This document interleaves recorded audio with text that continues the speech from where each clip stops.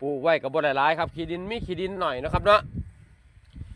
มีที่ดินน้อยก็ทำจังซี่แหละครับพี่น้องเอ้ยกระลำก็ห่อแหละครับพี่น้องกระลำก็เริ่มห่อหัวแหละครับพี่น้องเห็นบ่นี่ปลูกไว้กินนะครับพี่น้องเอ้ยเมื่อวานนี่ผมเก็บเห็นบ่ครับพี่น้องเริ่มจะเฮิมหรือว่าจะสุกอีกแล้วครับพี่น้องไปสังเกตเบิ่งครับพี่น้องผู้เริ่มสุกอีกแล้วครับ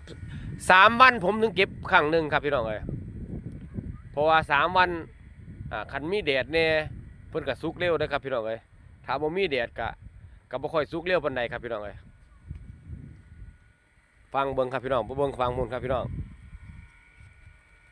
เห็นบ่ครับพี่น้องคือกันเบิดได้ครับพี่น้องเอ้ยมะเขือเทศของผมน่ะเห็นบ่ครับพี่น้องถ้าผมตัดตกแต่งจริงแบบนี้แล้วเพิ่นจะดกจังซี่ครับพี่น้องได้ผลผลิตครับพี่น้องเอ้ยผู้ใดอยากปลูกมะเขือเทศก็เบิ่งตามผมได้เนาะครับพี่น้องเห็นบ่ผมสิให้เบิ่งนี่